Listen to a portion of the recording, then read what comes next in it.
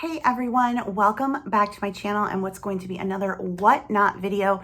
Today specifically, I'm going to be talking about, is Whatnot a good selling platform for vintage hard goods sellers? So if you are someone like me who mainly picks up vintage hard goods to sell, specifically on eBay, then this video might be of interest to you if you are considering applying to sell on Whatnot. So just a brief recap, Whatnot is a new-ish selling platform. It started out as a Funko site, then it kind of got into like baseball cards and sneakers and Legos and vintage t-shirts, and now they've pretty much opened it up to everything. You do need to apply to sell. I talked about that in my previous video, so if you missed that, definitely go back and watch that first to catch up with what Whatnot is. But one of the new areas is, I think they call it antiques and estate sales. So basically what a lot of us who sell on eBay pick up. A lot of clothing sellers are on there as well now because, again, they've really opened up all the categories. I don't think there's anything you can't sell. I mean, like live animals, but you can sell food, health and beauty. So yeah, all the categories are there. Some of the Poshmark clothing sellers are over there doing really, really well.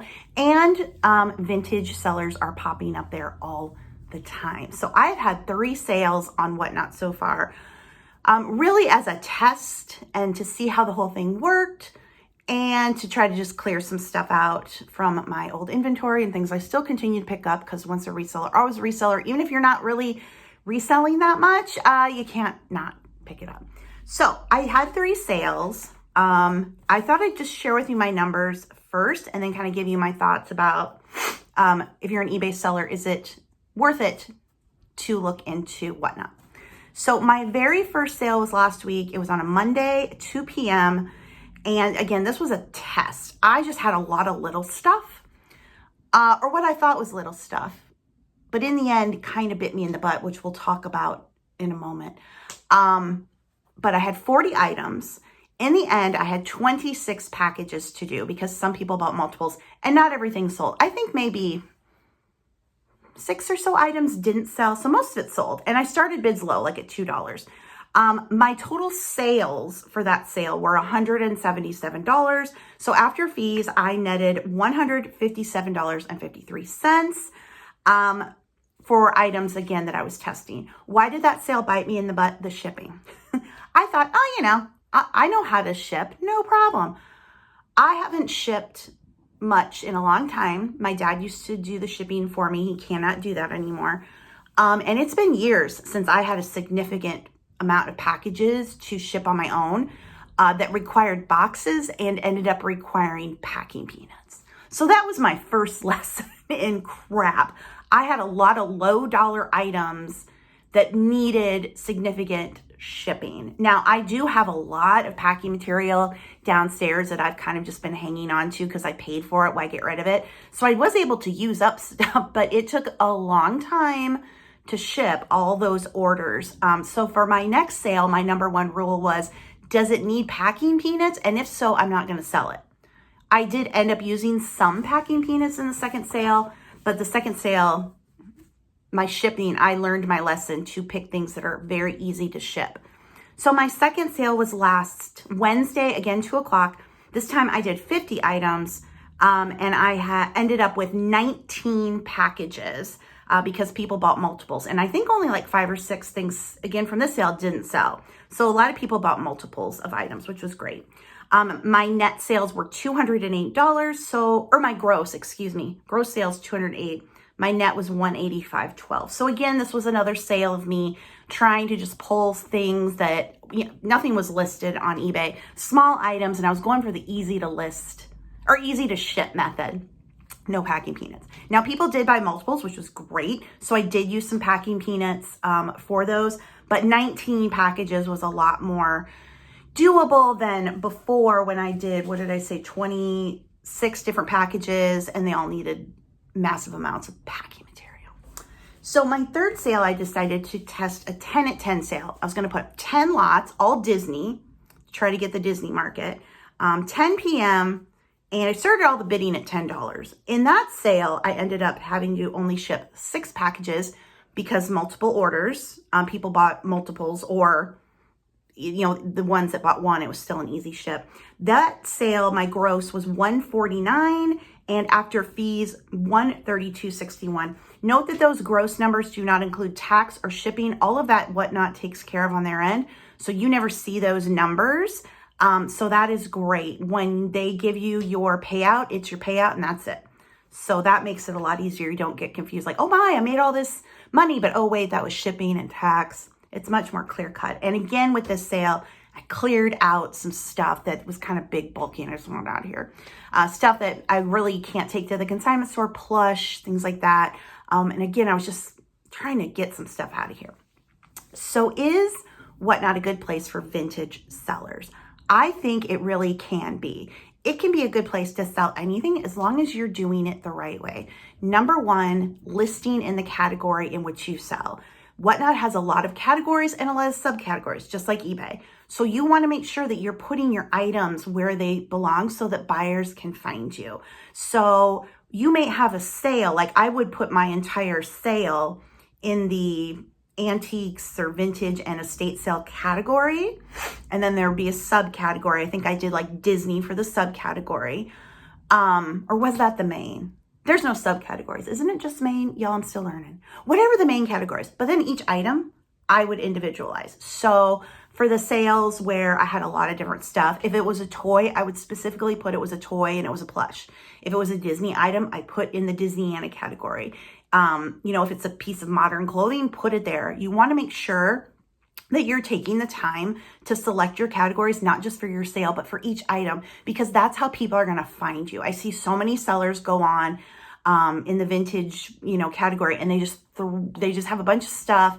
It's not categorized, and then there's like nobody at their sale, and nobody's really bidding on anything. You have to do the work to get the buyers to you, and by putting your items in the right categories, in the first place, that's going to help. The other thing is loading up a catalog. Again, this is not something everybody does, but if you put your items in beforehand, again, that's going to help because you can individualize categories and a good title filled with the keywords, just like we do on eBay, and at least one photo. You don't have to do any of this.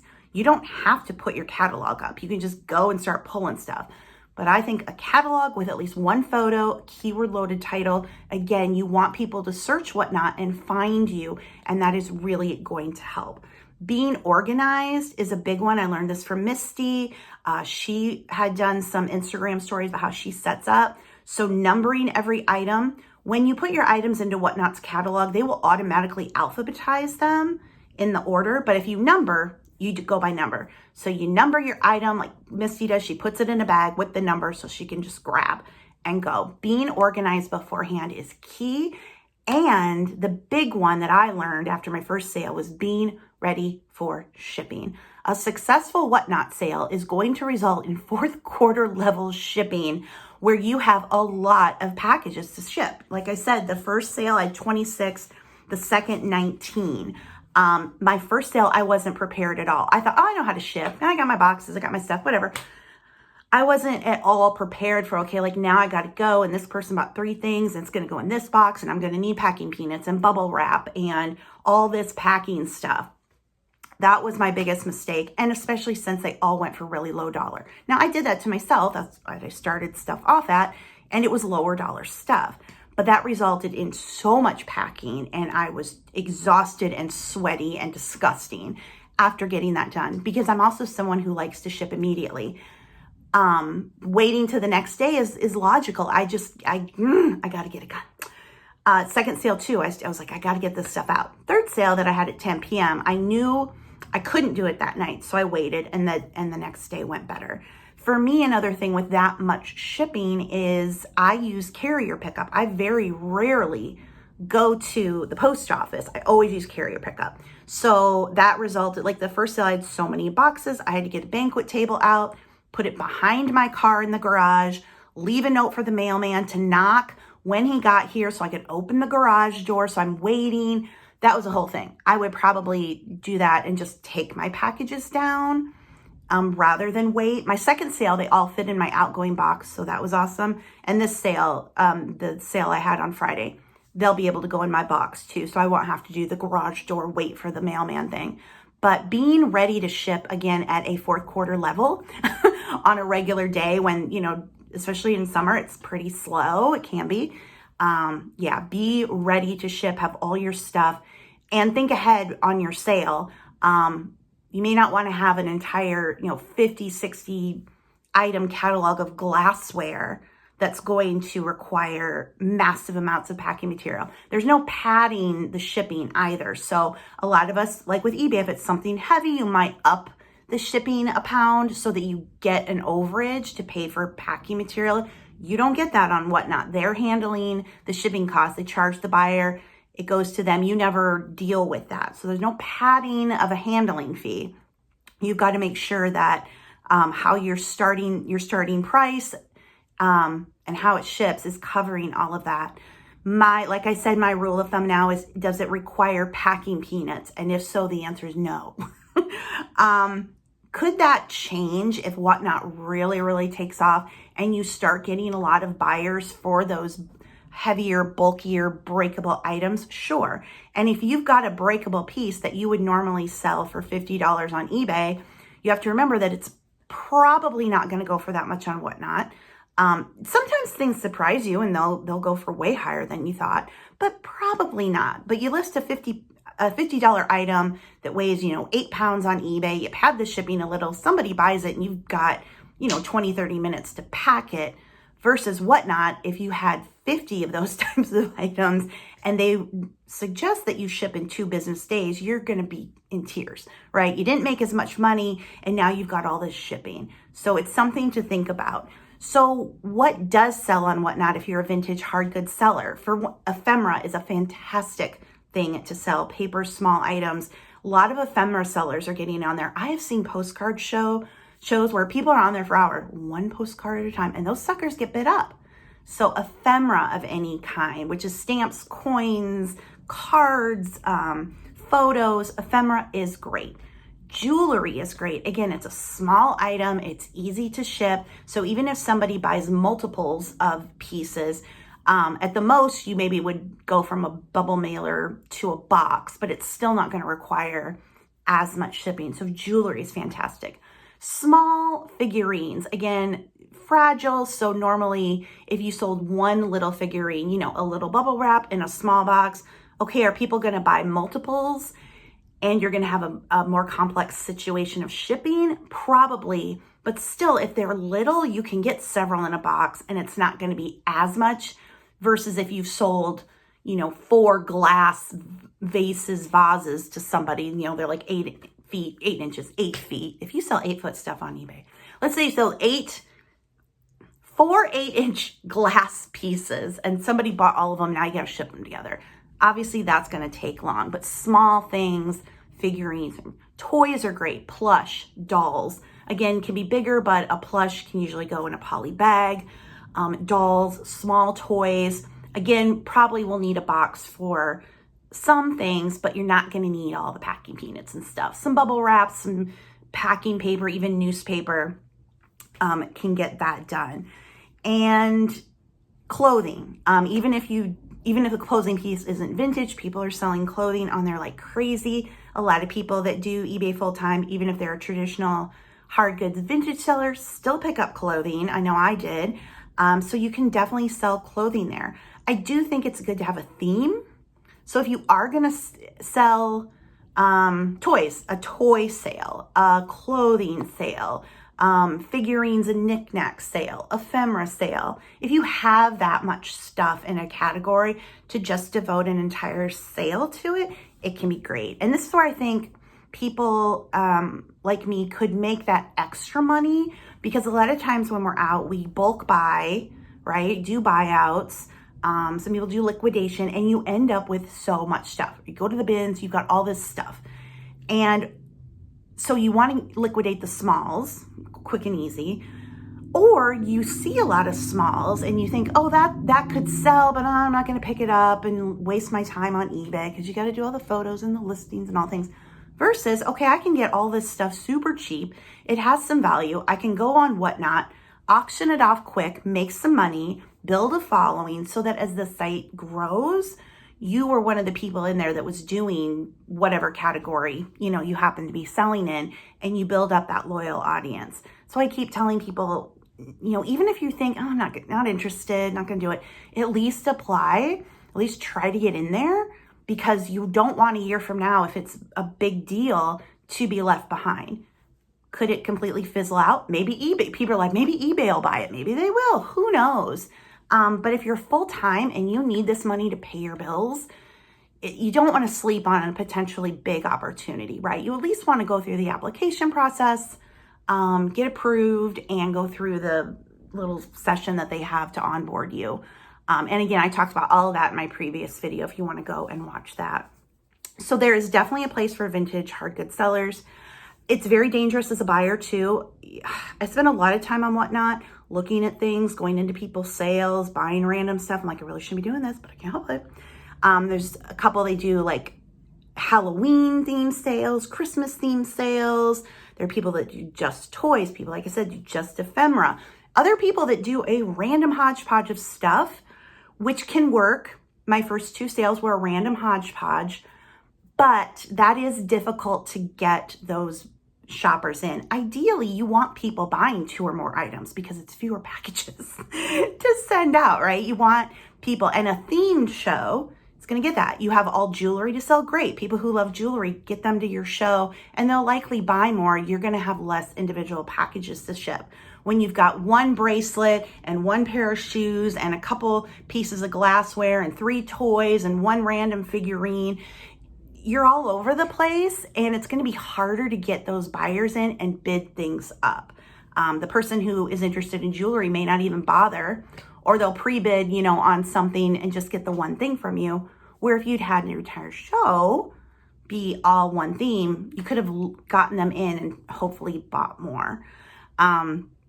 So I think it's a great opportunity. Again, if you've got smalls, if you're ready to ship, and you're organized, it can be a great opportunity, especially to clear out smaller, lower dollar items that might be one thing to put something up for $100 on eBay and you're gonna wait, versus you've got some smaller, $5, $10 items that maybe you could get on Whatnot. And that's the other thing, is don't start your auction for lower than you're willing to take.